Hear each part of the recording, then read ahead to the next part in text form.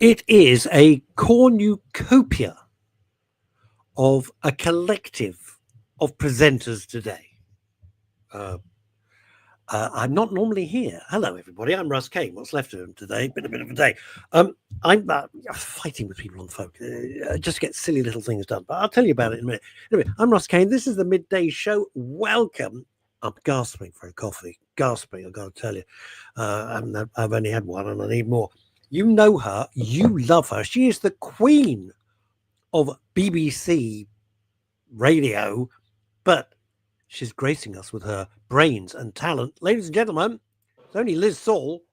Hello. Good afternoon. How are you? How are you? And you're sitting in your car. This is fantastic. This is No, I'm not sitting in my car. I'm sitting in my living room. How good is this? Wow, a living room. Yes. You have a home.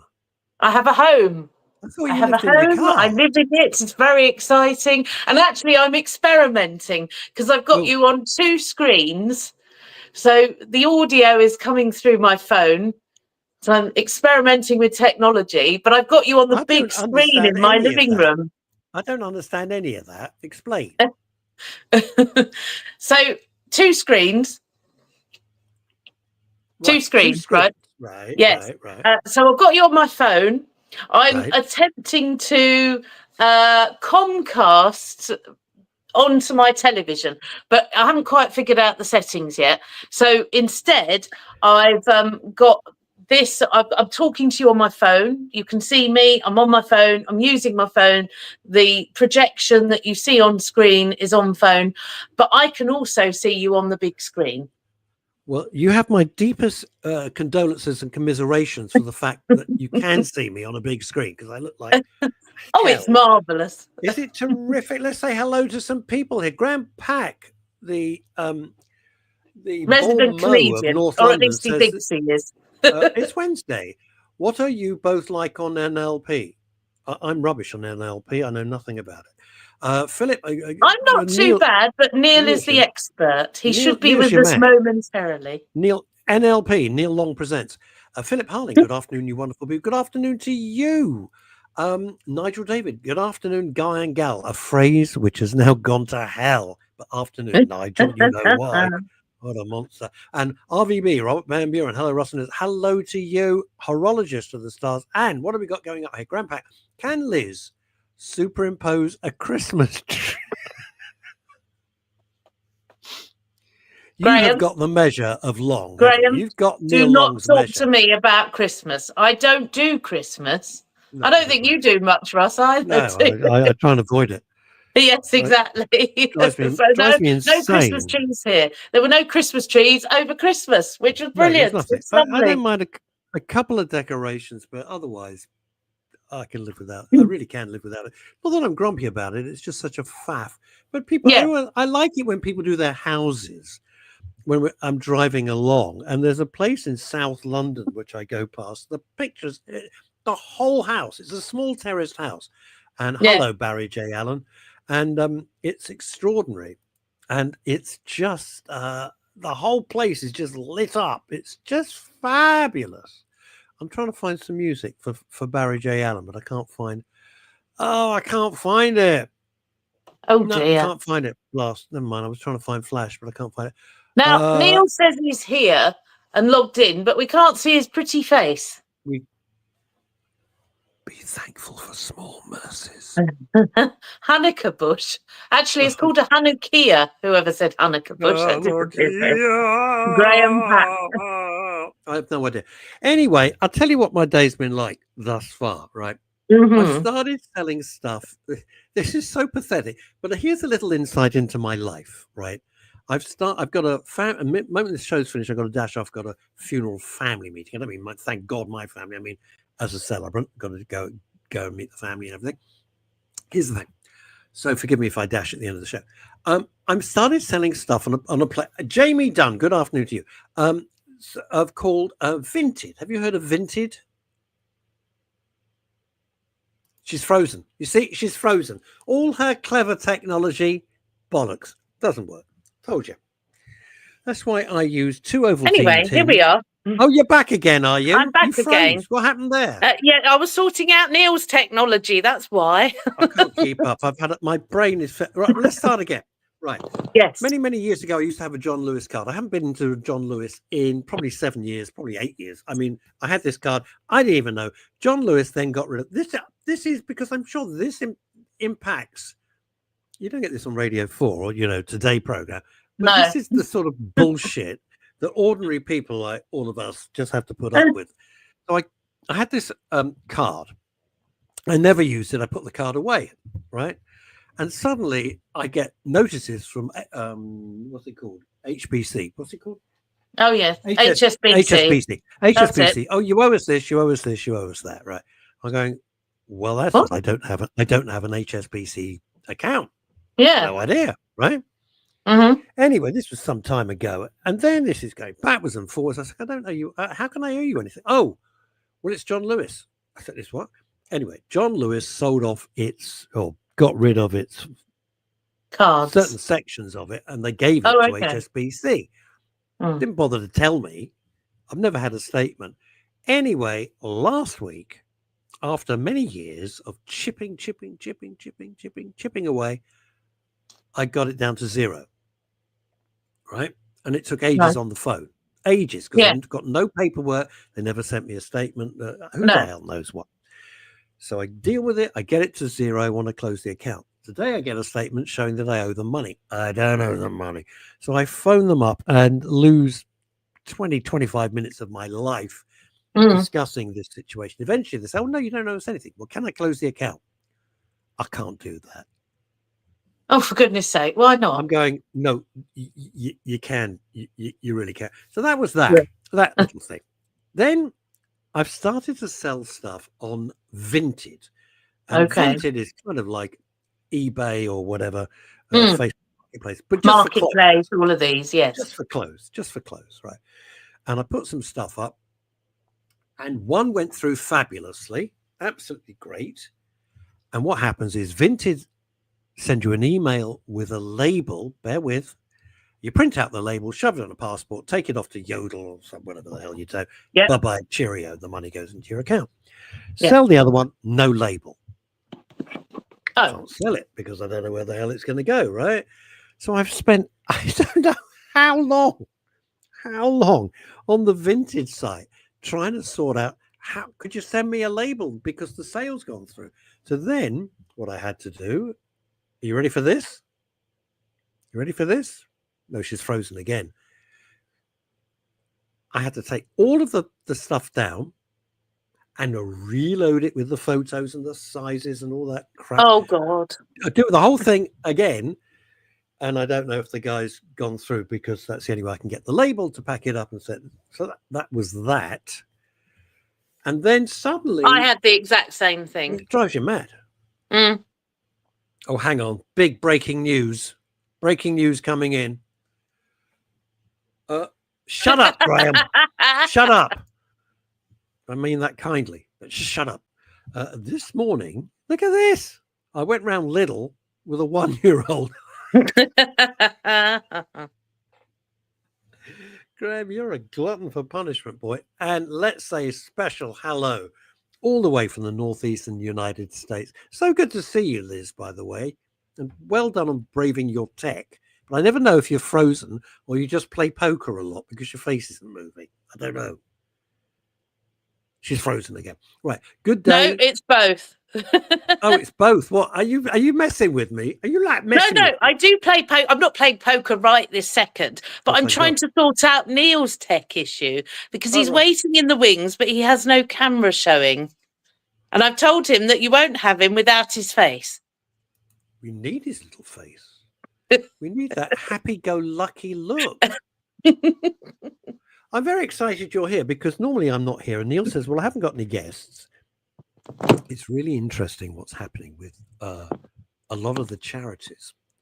And I don't know if you know this from your BBC work, Liz. Yeah. But it's, oh, hang on. Here we go. This is great. Jamie Dunn, yeah. Do you want to read this, Liz? Go on. as always, when banks want to take they can straight away. But when you're waiting for cash back, no. Yes, I have exactly the same thing. Bloody right. And then I'll point out various things. You, interestingly, you saying about your saga with John Lewis and HSBC. There has been a very interesting thing in the news this week about back billing. Do you know what back billing is? I'm just loving Philip Harling's gag. Stop this frozen stuff, Liz. Let it go. Yes, let it go, let it go. Let it go. I can't take this anymore. I must go off to the loo. Let it go, let it go. I have no idea what I'm the only person in the world who didn't like Wicked. I went to one of the very, very early press shows. Yeah, I think we went to one of the early press shows. Now, was this the cinema or the stage show? Stage show, and I sat there, and everybody was. It had only just opened with the press show, and everybody knew the words and the lyrics. I'm sitting there going, "Well, how do they know this? What is this magic?" But I don't get it at all because I went with my best friend Fiona to see it not long after the stage show opened. And it was all right. We enjoyed it. The only song I could sing with any confidence from it is Defying Gravity, and that's about it. I like that. I like that song. But I couldn't care less about the story. And I sat there and I was turning to the person I was with and I'm going, is it just me? Or my God, Mark Elvis Hampson. They are singing, not they're singing. If you're going to criticise, at least get your punctuation and grammar right, please. And spelling. She's very tough, Mark. She's hardcore. She is hardcore. Oh, hang on. What have we got? By pure chance, my very cute 3-year-old granddaughter is downstairs watching Frozen on the TV. Oh, God. Well, Graham, you could sing it to us then. Please. I've only got so much patience today. I really have. Anyway, so that was that. And then somebody came back on eBay. Neil's really trying. I'm a thicko. I'm not a... There he is, ladies and gentlemen. Within a 7-mile radius. No. Wait. Within a 7-mile radius of the Tolworth Tower. Ladies and gentlemen, he is the king of Southeast London comedy. I hope I've got my geography right. Mr. Neil Long. Southwest. Yeah, all right. Fine. There he is. Hooray. Southwest. Thank you. Sorry about that, guys. Finally got my text sorted out. How is everyone? Well, we can't hear you. We are too good, well. thank you. Can't hear you brilliantly. I can. Oh, hang on. Now, John Davis was our wonderful newsreader. Please tell me it's the same John Davis on Capital Radio many years ago. Now lives in France, has done for many, many years. I'm not going to put your comment up, John, because it's a bit rude. As are you. He's the funniest guy. A newsreader being rude? Oh, dear. Is it that John Davis? I remember John Davis on the Chris Tarrant show. He's great. Yeah, John was sensationally good. Paul Claridge. Good afternoon, everyone. Hello, Paul. Would you like to read this, Neil Longie Long? Hope you're having a good week. Sad week for me as a couple of my friends has passed away. I'm sorry to hear that, Paul, but hey, life goes on and they wouldn't want us being miserable. True, that. They would not. I'm going to just mention Brian Murphy. Brian Murphy, the news came out yesterday that he passed and everyone got into a terrible tears because he was much loved. I would point out, and he's married to Linda Regan, who was an actress and now a very successful author in her own right, writes crime novels. They were together 35 exceptionally happy years. They adored each other. Aww. However, Brian Murphy was 92. Yes. 92. Now, I know nobody wants to die. I get that. And I'm not being rude. Please bear with what I'm trying to say. I conduct so many funerals, right? The majority of people are younger than me. So when somebody passes from natural causes at 92, it's not a tragedy. It's very sad, but it is part of life. It's when people are dropping, in their 40s and 50s. That's a tragedy. 92, I hate to use the old hackneyed phrase, he had a very good innings, but he did, and he had a wonderful life. So I didn't jump on the grief wagon. I sent my condolences to his wife, Linda Reagan, and to people who've lost him. But 92 is a fantastic age. We have got to the stage in 2025 where, I don't know, what are we supposed to do? Live to we're 300 years old? This is That'd be unnatural. interesting. Oh, God, I can't think of anything worse. Can you imagine? And I all went to, the States, just for yeah. you. Well, considering my mum, I felt, went before her time. She Yes. was nearly 73, and let's not get into the whys and wherefores again. But and she didn't even look her age, so a lot of people thought that she was a lot younger. After this show, I'm going to visit my aunt and uncle who live in Chiswick. My uncle is 100. And Wow. he's still Hell, pooping wow. along, so That's how old I feel today. Can I tell you my John Davis story as John's watching from France? I remember the jingle, and it is that John Davis. Chris Tarrant had a he was John hilarious. Davis at breakfast. Yippee! I remember it.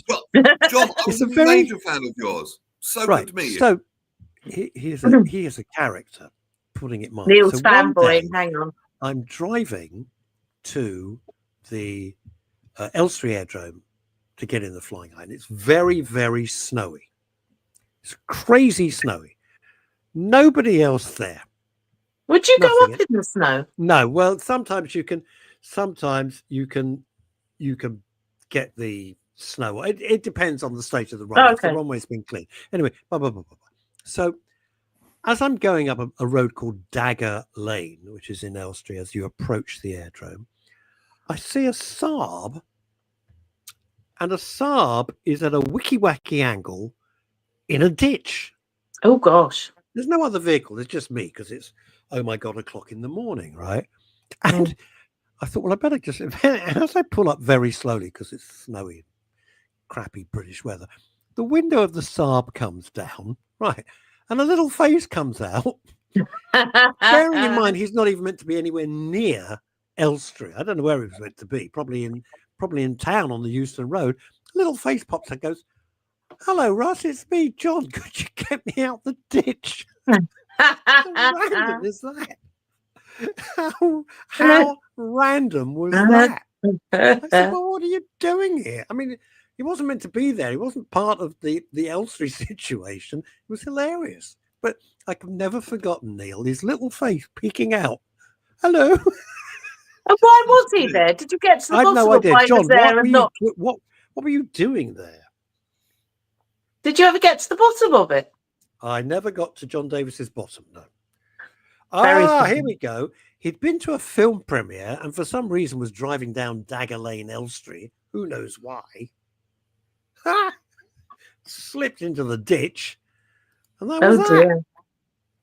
What, and Right, slept it off? Longie, welcome. This is your show, by the way, Neil Longie Long. Because it's Wednesday. A very good afternoon, everyone. I hope everyone's doing okay. We're doing all right. Was that his welcome speech? That was it? That was it. There's a fellow I watch. We waited, what, 18 minutes for that? Thanks, Neil. It was worth it. Well, I was waiting to get a word in. You two were bantering away. Right, I've gone. Yeah. I've gone. Right. I'm gone now. Now you've upset him. Now look what you've done. He's disappeared. Ooh. You see, now you have to say a hell of a lot more. I can't believe that John Davis is on the line. I think it's fantastic. John Davis at breakfast. Yippee. Yeah, it's Wednesday afternoon, and I hope everyone's feeling all right this morning. This afternoon. There's a fellow. Excellent. He's come back again. Neil Sean. Neil Sean was an actor and he's got his own video channel, which is pretty successful. Neil Sean. And he has a lovely thing that he says. I watch him most evenings, and he says these things. He goes, he'll start his spiel about whatever the subject is, and he goes, what's his actual words? He goes something like, "Thank you so much for joining me. I really thank you for your company. Really lovely to have you along." And I think that's kind of nice. Thank you so much for joining me. Thank you for your company. Yeah, I thought that was really nice. And it's so lovely to have you along. It sounds very warm and a bit northern. It is. And then he goes and demolishes Meghan Markle. Oh, fair enough. Oh, dear. Uh-oh. Go on. You're the fanboy. On a previous occasion, says John Davis in France, I got tugged by the cops in a similar geographical I position. beg your pardon. Is that legal? I was going to say, does tugged mean something different to him than it does to me? I don't know. It's best not to dwell with John. He's very outspoken these days. Very outspoken, but he makes me laugh a lot. He's a very funny guy. So somebody was asking about NLP earlier. Is somebody wanting some NLP? I think it was Graham taking the mickey, but yes. No. I think you should. No, it's basically that we don't know. 0300. You do know about NLP. Yes, I do. Yes, you do. So what do you want to know, Graham? How can I help you? Good question. Yeah. What is the meaning of essential life? NLP? What's the essential of NLP? Neuro-linguistic programming. What's the essential of it? Cool, dear. It's quite a complex subject. Working within the client's model of the world, the way the client sees things, not the way you think they should see things. Could you expand? Everyone's got a particular way of seeing the world. It's up to the person doing the practicing of it, the practitioner, to work within that model of seeing the world, rather than saying, well, no, you should see it that way. You should see it that way. That, like the normal way people give advice, it doesn't work that way. And to be in a good rapport with the client, because change is much easier to start to bring into the space when you're in good rapport with the client. Do you teach it? Do you train people? No, I don't. No, I'm not qualified to teach it. Would you want to? Not particularly. But you use it for yourself? Can be used on myself or other people. You do coach other people in an informal fashion. You help other people and give them tips and things. Exactly. Yeah, I could do that, but I can't officially qualify anybody. No, I get that. But if somebody had a problem, if a friend of yours had a problem, I'm not fishing, it's a question. Would you try and help them through with NLP? If NLP was appropriate. I can give an example. I don't like flying. In fact, I hate it. I get panicky and everything. And Neil gave me this, and it's a kind of NLP. In fact, I heard it being talked about on a podcast this week. I'm trying to think which podcast it was, but I do know that your daughter was hosting it, talking about NLP and its variants. Was it 40? Well, she does 2 podcasts. She does 40-ish. It was the other one. The Self-Care Club. That's it, Self-Care Club. And it was talking about NLP, and it was talking about tapping. And tapping is something that Neil has done with me to try and calm me down ahead of being thrown out the car into Heathrow Airport. Actually, I'm not being pedantic, but that's not NLP. That's EFT. Okay. That's emotional freedom technique. Just to be accurate, that's EFT. It's not NLP. That's what I was going to say. That's why I said and a variant, because I know what you mean. It's a similar idea, but it's not quite NLP. Yes.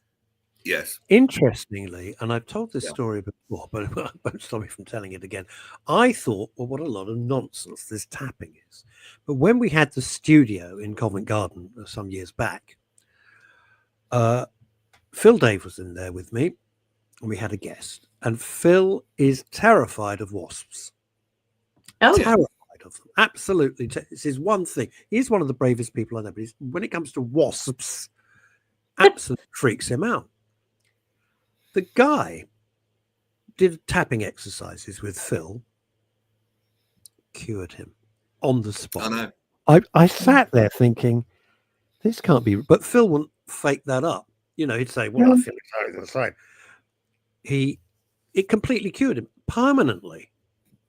And the whole process took under 10 minutes. I know. Yes. Hang on. Here's a question coming in from Paul Claridge. Neil, can I just ask, are you okay? You seem a bit down or distracted. If this isn't the right forum, then feel free to drop me a DM for a chat. No, I'm fine, thank you. I'm very, very tired today. Very, very tired. Your energy levels are low. I had a very low day yesterday. Very low. Yeah. No, Not I'm mentally fine, low. It thank just you. felt like that. Mm.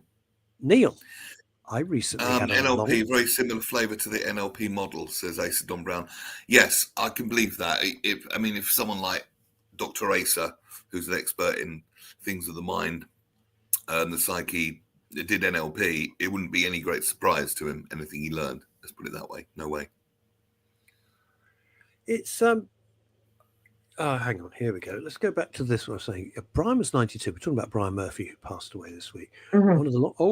One of the long running jokes he and I was that he was most surprised to wake up every morning. He knew he was old. He didn't shy away from it. Weirdly, he didn't look. This sounds weird to me, but he didn't look any different. When you look at the old clips of Brian Murphy, who was a terrific actor. I was going to say that. Terrific actor. He seemed ageless.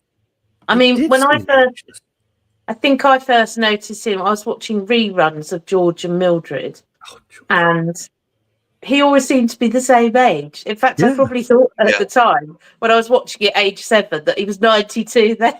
So that's not any disrespect, but he didn't change at all. So I didn't realise what a varied actor he was. I had absolutely no idea. Really very varied, because you always think of him as the sort of henpecked husband, in George and Mildred and all of that. Was that a spin? Oh, you're too young to remember that. Hey, everybody, help me out here. John Davis will know. That was a spin-off, wasn't it, from Man About the House? I think wasn't so. I think so. Only because I was watching our obits yesterday, and one of the things that I didn't know is that because the actress who played Mildred, she died very suddenly, so they had to bring the series to an abrupt close. Yes. Eutha Joyce, terrific actress as well. Eutha Joyce, I remember that name. Yeah, it wasn't. Yeah, Graham Pack is confirming it. It was a spin-off. It was a spin-off, if I remember. Oh, let's go. Let's have a little walk down memory lane, hand in hand, with a thermos flask of tea, shall we? And a cucumber sandwich. It was a spin-off from Man About the House with, oh God, Sally Thompson, Paula Wilcox, and Richard O'Sullivan. And Eutha Joyce and Graham and Brian Murphy played the landlord and landlady they rented from. I think that was it. Yeah? Mm. I think that makes sense.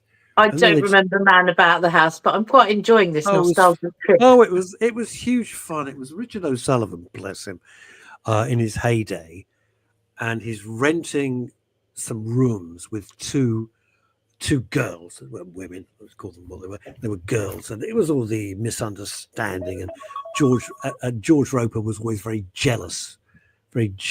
Yeah. And that's sad. That's sad. Brian loved you, so he never got over her death.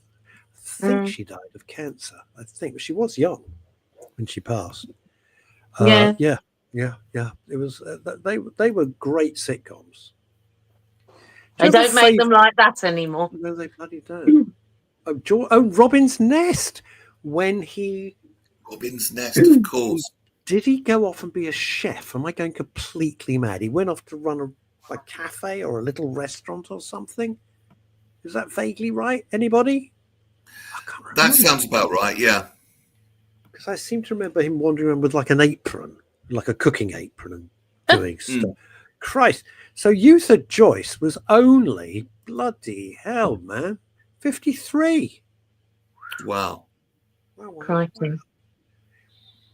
Which brings me on to another thing. Isn't it interesting how when you're younger, right, and you look at certain actors and actresses and people, they seem really old. God knows what I look like to anybody, but they seem really old. And then you look at their how old they actually were, and they're like, oh, wow, they were young. Here we go. It's all coming. Thank you for playing along, gang. Richard O'Sullivan went in Robin's Nest as a chef, and had Tessa Wyatt. I remember that name, of course. Because she was married to Tony Blackburn at the time. Of course. Yeah. Tessa Wyatt was married to Tony Blackburn. The marriage sadly didn't work out, and Tony was absolutely destroyed. Absolutely Oh, God. destroyed. He was in bits. Mm. He was in bits. He absolutely loved her to pieces. And then he met the wonderful Debbie, who is one of the nicest women on the planet. And they've been blissfully happy ever since with their fabulous family. And I've had the pleasure of watching the family grow up from tiny tots to grown-ups and getting married. And it's been a joy. It's been a joy. And Tony was a changed man. And I think that's fantastic. Very often the thing these days.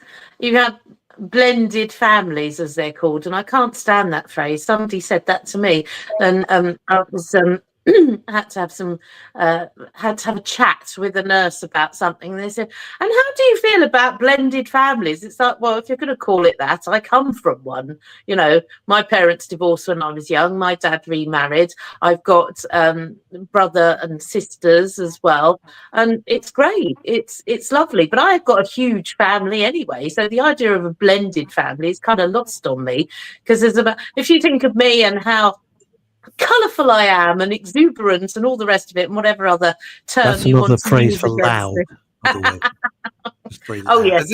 Well, think of that, Russ, times about 300, because that's the size of my relatively immediate family. My dad's honestly, you've got family everywhere in the world. You have, exactly, apart from the two poles. But yes. Wow. Yeah. No, I haven't. I've got a very small family, but I like my small but perfectly formed family. It's interesting. Are you functional? Is everybody here? I mean us. I mean everyone watching all over the world. Yeah. Are you close with your family? Does family mean a lot, or does family mean they happen to be family? But I love my family. We get on very, very well. So I'm pretty blessed in that way. But it's only a small family. I suppose the bigger the family, the more chance for there to be, trouble at mill, so to speak. But well, yes and no. I mean, I have a huge family on my dad's side. My mum's family is always quite small in that she was an only child. My grandma was an only child. And my grandfather had a couple of siblings that survived to adulthood and things. But we all seem to get on, whether a dad's family, which is enormous. We've got a cousins WhatsApp group, which is all the sort of first cousins around the world. So I'm one of 40 first cousins. What? Yes. Because dad is one of 10. Between them, they have 40 children. That's just the first cousins.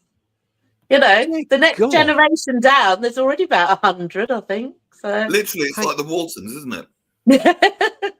But my mum's family. Liz, hang on. Are you saying that the 40 are your first cousins? Yes, I'm one of 40 first cousins. Because my dad and his siblings, between them, had 40 children. Did they have a television? Call the last two, get off and stay off. My grandparents, my grandparents lived in Calcutta in India in the 1920s, 30s and 40s. They barely had a radio. Of course, they didn't have a fucking television. Right? Language! I can only apologise for that potty mouth. Says you. Slattern that is Liz Saul. You see, this is what happens. This is how she talks on the BBC. No, that's what happens on BBC Three Counties. F this and sod that. I can tell it. No, it isn't. Yes, it is. We are not allowed to swear at all on the radio or digital. Anything. Did I tell you what happened to me the other week last year on, what was I on? I was a guest.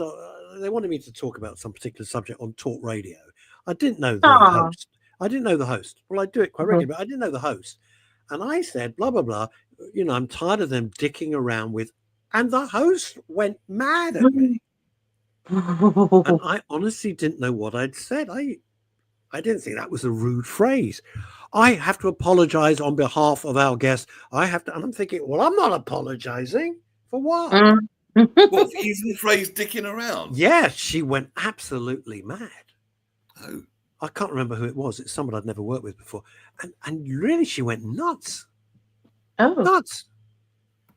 I Right, mean, where that's were we? not too bad. I mean, It's not bad. What does that mean? Yay! Thank you, Graham. Right. Françoise Pascal.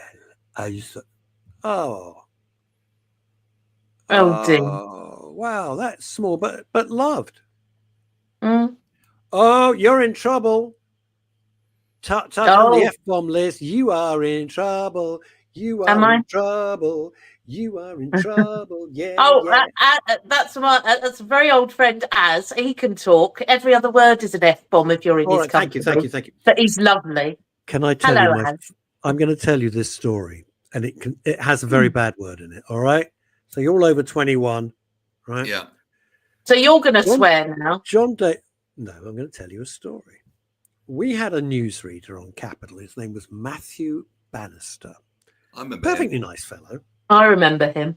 Perfectly nice fellow. But nothing spectacular. And he had a very charming wife at the time who sadly, they went on holiday. I've never, ever forgotten this. They went on holiday to Spain. They're sitting on the beach. She walks down to the water. And then there's a crowd, and he kind of looks up from his sun chair. And she drowned. No, Oh, God. how? She drowned on holiday, right? I remember. I'm not going to go into names or anything. Anyway, Matthew, years pass, okay?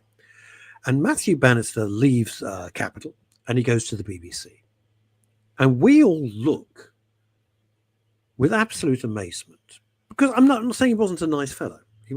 He becomes the head of BBC Radio.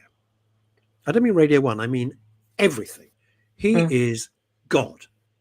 He is the man who does the hiring and the firing. Do you remember when they had a huge purge of all the old disc jockeys from do you remember all the Dave Lee Travises and all that? They all went. That was Matthew Bannister. He did that.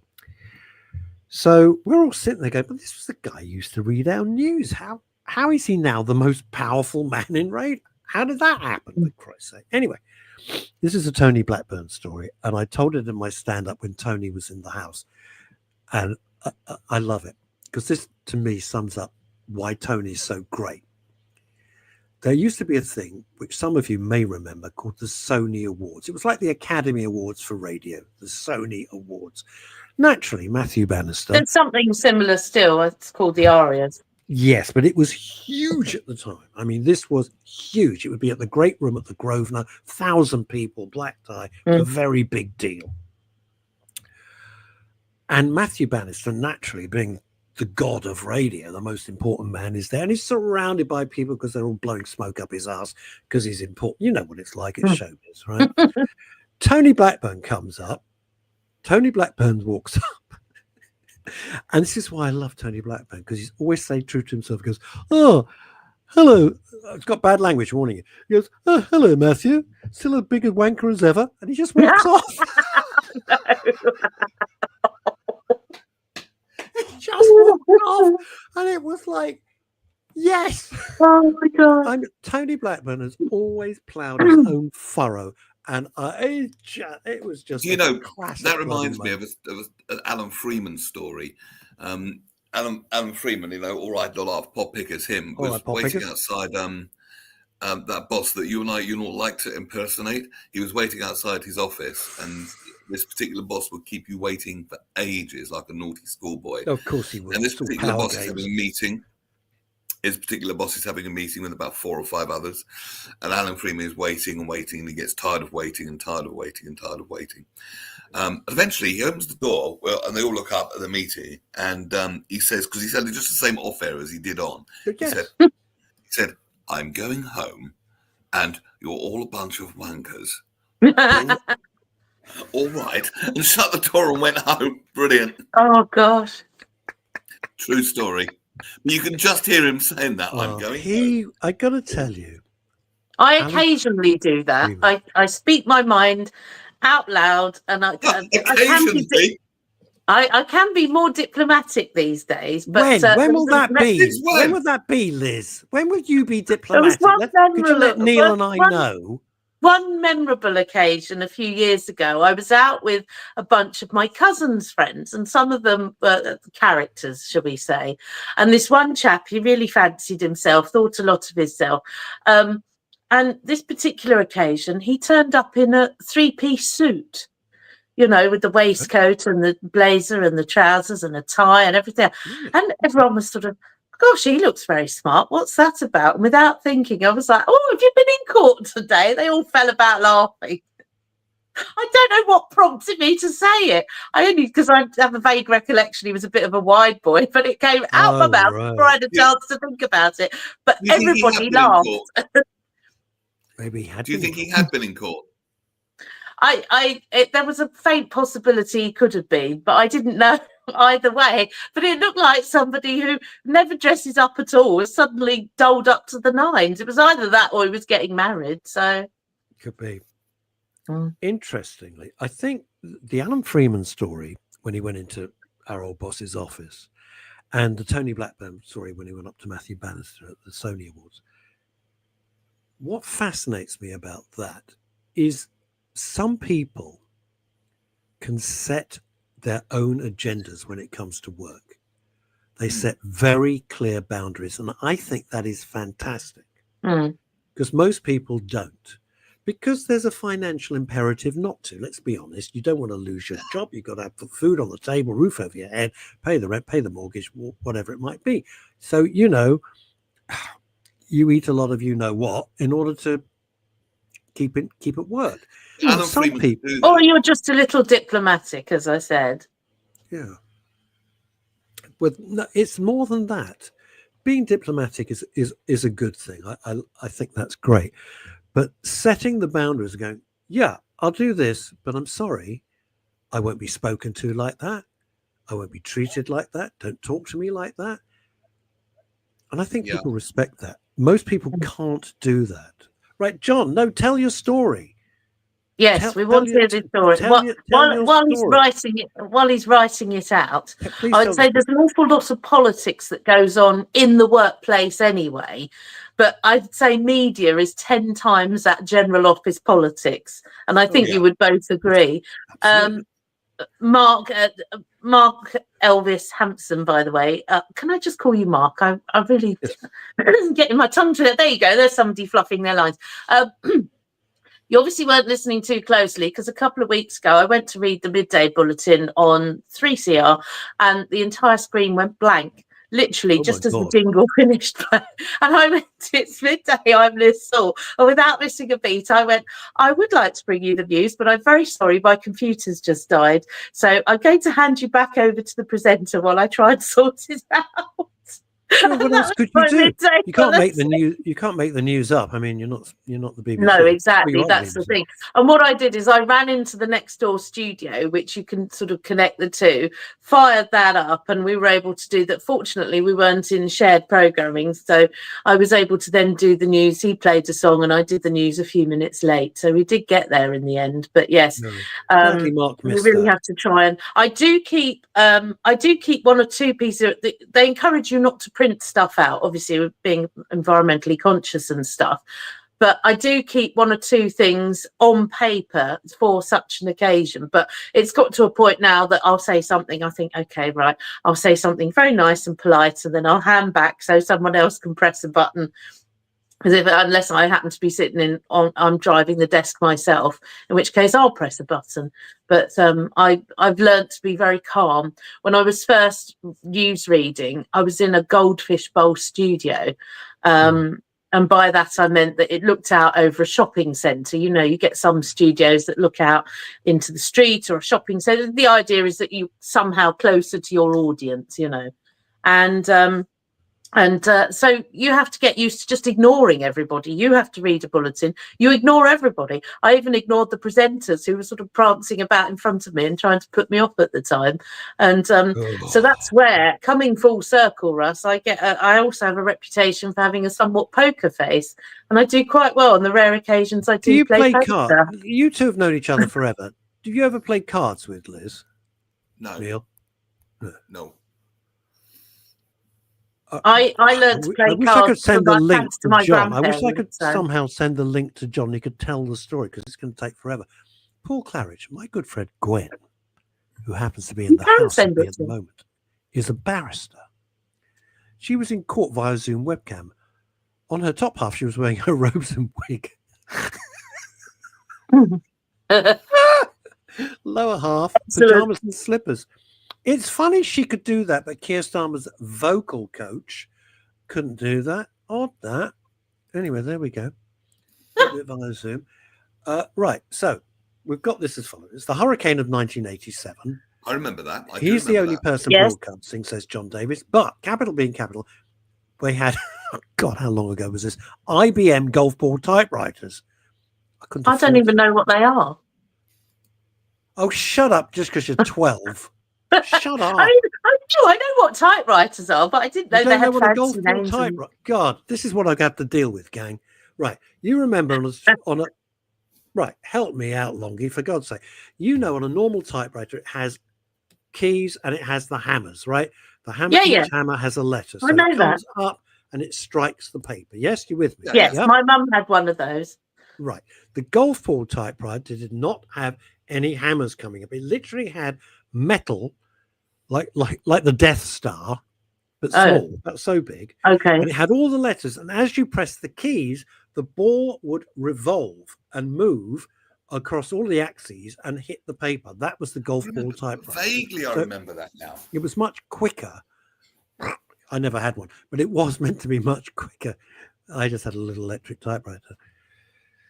Oh, Mum had one of those too. That was very noisy. Oh, God, were they ever noisy. Eventually, I had to get an acoustic hood because I had open plan offices. So when you had a printer, when you had golf ball print, the printing was so loud. It wasn't laser printing. It was so loud. So you have to get this great big acoustic hood. Otherwise, you deafen the office. Oh, hang on. This story is slapping it out. Right. It's the hurricane of 1987. John Davis is in the newsroom. He's the only person who managed to make it through. There's only IBM golf ball typewriters, but the typewriters needed electricity. We'll be back with this exciting. All right. So go on, John. Go on, John. And yes. Oh, we can interject with Francois saying, I remember golf ball typewriters. I studied typing on one. Wow. Come on, John. I want to hear the end of this now. Yeah, you got us going now. We've only got 13 minutes. How long? So, oh God, boy, does he know how to make it dramatic or what? John Davis at breakfast, yippee! Was that what he did? I don't remember that. Have you ever seen Larry and Paul? Now, they both worked for the BBC and had a programme on BBC Leeds, I think it was, back a few years ago. But they do some comedy stuff online. Remind me to send it to you, where nothing worked, the computer went blank, and one had to do a bulletin and the other ended up doing the voices for what would otherwise have been the audio cues he needed. Very funny. Never heard of it. My favourite calming voice on radio was Anne Bond. Used to be at INRAX. I have no idea what that is. INRIX. It's a travel provider. Okay. I'm sure Paul will agree, and such a lovely person to meet up with. Right. Oh, hang on, John. Russ, Neil is. It's obvious you're very fond of one another. I always love the friendly bantering. What has been the key ingredient behind your friendship? They both owe me money. Drugs. Oh, cheap. No, I don't. No, don't. That is a lovely question. Well, I first met both of you before you even realised it, because I was one of those work experience brats at the Capitol Towers, Euston Tower. I did work experience. Oh, it was in the 90s. And of course, nobody looked twice at the work experience person.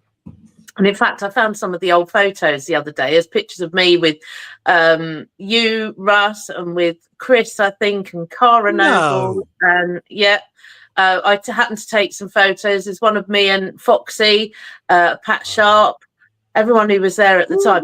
I've got some brilliant memories of it. But basically, I was the work experience person, either in the corner or in the CD library, just getting on with bits and pieces that nobody else wanted to do.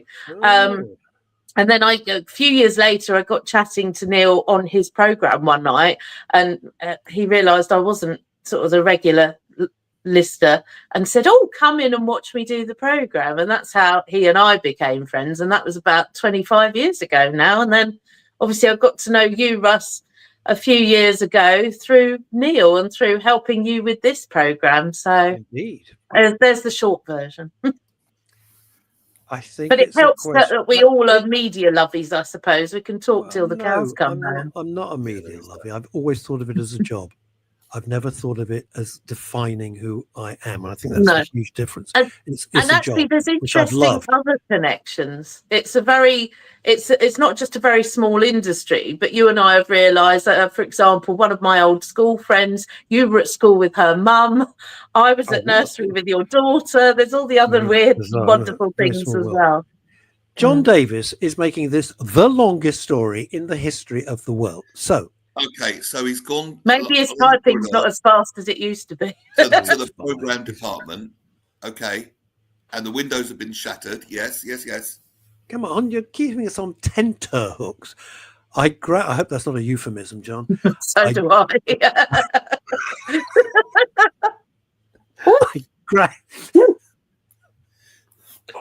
He's going back to the tugging by the police now. I grabbed Fluff's typewriter. Fluff's typewriter. All of it, not half. Come on, spit it out. No, don't say that. Stop it. Come on, John. A green sit up and what? Sit up and beg. So it was quite proud. It was quite tall. It was a great big. Are we still talking about the typewriter? Yes, we're talking about the typewriter. Green sit up and beg old machine. No, not Fluff Freeman. No, the typewriter was a big. Yes. Yeah. Right, it was the whole. Yes. Boy. Took it back to the newsroom. Right. Oh, right. Okay. Took it back to the newsroom. I'm beginning. Graham Pack. You might have a point there. I'm beginning to wonder. Did John Davis write Ronnie Corbett's monologues when running? I used to love those. That was really good. Apologies. Please tell me there's a point to this anecdote, please. I've only got 8 minutes. Yeah. Yep. Yeah. Yes, Jamie, it better be worth it. I think everyone is hoping that there is a really good punchline to this. If there isn't a good punchline, I'm jumping on a plane to France this afternoon. I'm going to slap it. It'll be quicker to get on the Eurotunnel. It'd be quicker to walk. All right. Okay. So, even the BBC went on it. We've got it. Okay. Yeah. Come on. Yeah. Come on, John. You can do this. Boy, slapping. This is like pulling teeth. But he doesn't type very fast for a journalist. I mean, I've self-taught typing, and I know. And I'm with you. Oh, cripes! I can't bear this. Yes. All right. Okay. Come on, John. If you, John, don't say that. We've got this. You've already said you were the only broadcasters on air. We know this. Do you know what I was doing while the aftermath of this 1987 storm, as it's now called, not a hurricane, is that I was sitting on a fallen tree outside my house, and my mum took photos of me with my teddy bear. That's what happened. Oh, this is I remember great. going down to check on my caravan, and there are caravans on this side. I've never seen anything like it. Yeah. Oh, God. I've got a hair appointment in 3 weeks' time. Will we know the punchline by then? What, John? I'm losing the will to live here. I got 6 minutes before I got to jump in the car and go and see a grieving family. So, yes, you've got the typewriter. Tell you what. Tell you what. You were broadcasting. Nobody else was. I'm not following this at all. No. Where are we going? Where are we going with this now? Oh, you baby. Is that what he started saying on air? I don't know. I'm confused now. I'll be honest, I'm lost. I mean, you two know this guy. Broadcast on air anywhere. So, okay. I am lost. Was, you and me both, Francois. Je suis perdu aussi. And Oui. Nigel Davis, I'm lost. Moi aussi perdu. Come on, John, spill the beat. Come on, you got us all here. Gee, we're dedicated about 8 hours to this story. Yes. Hold on. No, I can't hold on. What happened to, I thought you said he was a bulletins reader. Well, This is ridiculous. You're meant to be succinct and have it all over and done within 3 or 4 minutes. I'm only just going to sum up. I think Francois summed it all up. Merde. Bien sûr. Bien sûr. Beaucoup de merde. Oh, no, here we go. No, it carries on. It carries on. Oh, there's more. Oh, Christ almighty. Right, so okay. he's returning to the newsroom. Yeah, right, okay. Did he go for a wank on the way? Could you stop, Liz? What's the matter with you? Jesus Christ, what's going on with you today? I'm so sorry, everybody. You dropped the W bomb a couple of times. I've never said that. Well, no, never. You did about 20 minutes ago. The newsroom, in the corridor.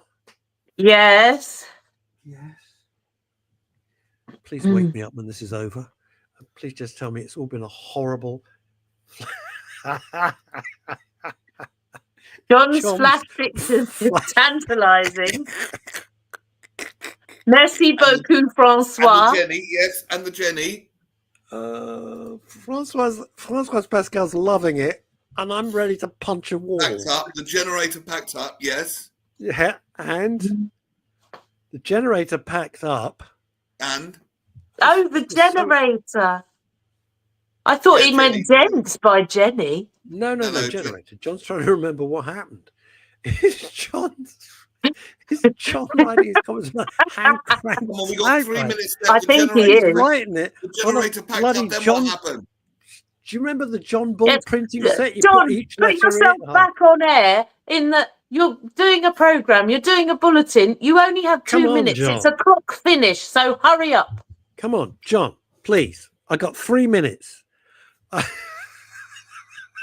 Don't you oh for fuck's sake us. I'll give you oh for fuck's sake. Oh, is he making it up? I don't know. I don't know what he's doing. He's making it up. Were you there? Well, no, you wouldn't have been there with the storm. They wouldn't have gone up in the storm in the flying eye, would they? No, of course not. There was chaos.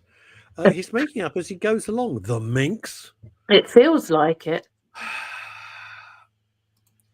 This particular show has been epic. This would be like fishing, like the fishing trip. Well, we've got 2.5 minutes left. A colonoscopy has a better. Or what's that other thing? Not a colonoscopy, where they get a colonic irrigation. That's what I'm thinking of. Colonic irrigation. Oh, hang on, there's more. Who what? Did what, John? There was an engineer who probably gave up and died like we might. Just died of boredom. Yeah. There was an engineer that drove a Porsche. Oh, him! Yes. I remember him, Pat. He drove a 944 bright red Porsche that got towed away, and he jumped into the car as it was being towed away. I was there. I saw that. Oh gosh! But then that makes it you can't tow away a car if there's someone in it, can you? No. Wasn't the same day. Wait. Oh, okay. Oh God. Oh, here we go. He arrived and refilled the diesel. While he's doing this, I'll tell you the story. There was an engineer at Capitol. His name was Pat. Can't remember his surname. And his big pride and joy, which he parked outside on the Euston Road, God knows why he thought he'd get away with it, was a bright red 944 Porsche. Used to be very popular. Right, that's it. Right. So we're down there chatting, right? And Pat Man was looking at us as well. And suddenly the police come along and they're towing the thing onto the back of the, when they pick it up. Pat, this bloke, runs, jumps into the Porsche midair, and it's swinging because of his momentum. And it's swinging. And as it's swinging, right, because it's on, it's on chains when they're bringing it up onto the low loader, he won't get out the car. The police get out the car. And he won't get out like this. And of course, the thing swings. And if you remember the 944 Porsche, it had a huge rear window. It was vast. Bang! The glass went everywhere. We just sat there thinking, you're a complete arse. What the hell do you think you're doing? Well, I'll tell you what, because I have a feeling there's a law that says you can't tow away a car if there's somebody inside It it. started the process. He jumped in. Yeah, that's what I mean, though. In theory, they'd had to have stopped. John, where the hell is the story in this? It's there at the bottom. He finished at 1 o'clock, but Matthew Bannister hugged him. That's and Fluff was going, all right, someone's nicked my typewriter, right? I want that back. Not because, all right, out of Unit 1 into Unit 2. And how about a little bit of Dave D, Dozy, Beaky, Mick, and you know who, all right? That was it. John Davis, you're right about the Porsche. That was a capital legendary story. The engineer, Pat, and his bright red 944 Porsche that he jumped in midair. And that, ladies and gentlemen, is where, thank God, we have to leave it. Thank you. Thank you, God. Thank you, Longie. You guys are shocking. Oh, dear. Oh, Titch. No, he wasn't Titch. Oh, remember Titch? Yeah. Anyway, that's another story for another time. Wasn't him. Ladies and gentlemen, you remember next time. I'll be back on Friday with the gang. Liz, always a pleasure. Neil, you're very welcome. Bless you. We hijacked your show completely. No, fine. God. Sorry about the tech earlier. Also, there was who was it? Paul was talking about his barrister friend. Yeah. Being in the the barrister regalia on the top and then just underwear on the bottom. I don't know how anyone could do that. I think that's just outrageous. I really do. Anyway, I can't unsee it. Oh dear! You've excited every woman who's watching, and perhaps a few of the guys. Oh, John Davis. Here we go. Liz, are you married? What is this, Tinder suddenly? Let's get back to it. I've got to go and see a grieving family. I'm not stupid enough to be married. See you, gang. Bye. Bye.